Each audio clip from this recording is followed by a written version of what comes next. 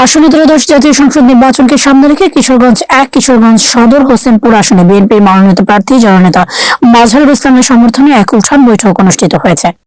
সোমবার 19 জানুয়ারি বিকেলে কিশোরগঞ্জ জেলার হোসেনপুর উপজেলার গোবিন্দপুর ইউনিয়নে 4 নং ওয়ার্ডে তিতাল উদ্দিন মুন্সির বাড়ির সামনে এই উঠান বৈঠক অনুষ্ঠিত হয়।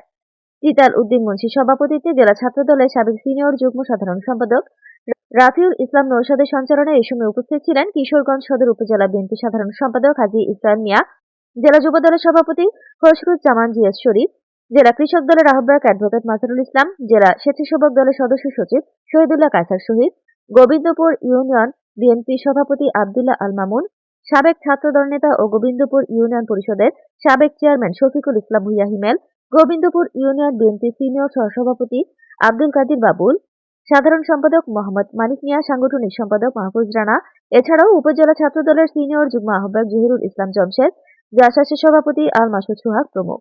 উঠান বৈঠকে প্রধান অতিথির বক্তব্যে বিএনপির কেন্দ্রীয় কর্মসূচির অংশ হিসেবে মনোনীত প্রার্থী ও কিশোরগঞ্জ জেলা বিএনপি সাধারণ সম্পাদক মাজহারুল ইসলাম বলেন, দেশের গণতন্ত্র পুনরুদ্ধার, ভোটাধিকার ফিরিয়ে আনা এবং জনগণের মৌলিক অধিকার প্রতিষ্ঠার জন্য বিএনপি মাঠে নেমেছে।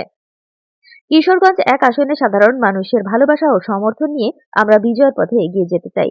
তিনি আরো বলেন, বিএনপি ক্ষমতায় এলে জনগণের জানমাল ও সম্পদের নিরাপত্তা নিশ্চিত করা হবে এবং উন্নয়ন হবে জনগণ কেন্দ্রিক। উঠান বৈঠকে স্থানীয় নেতাকর্মীরা বলেন, মাজহারুল ইসলাম একজন ত্যাগী, সৎ ও পরীক্ষিত নেতা। তারা আসন্ন নির্বাচনে ধানের শীষের পক্ষে ঐক্যবদ্ধভাবে কাজ করার প্রত্যয় ব্যক্ত করেন।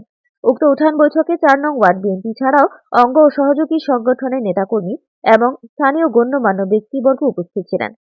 উঠান বৈঠকটি সুশৃঙ্খল ও শান্তিপূর্ণ পরিবেশে অনুষ্ঠিত হয়। আপনাদের স্ব জায়গায় মা বোনদেরকে নিয়ে নিজেরা ভোট কেন্দ্রে উপস্থিত হবে। ভোট কেন্দ্রে উপস্থিত হলে এখানে প্রায় 90% ভোটে আমাদের ধানের শীষের ভোট। অতএব ধানের শীষকে বিজয়ী করে আমাদের আপনাদের যে কোনো প্রয়োজনে আমার দরজা 24 ঘন্টা খোলা থাকে, 24 ঘন্টা খোলা থাকে।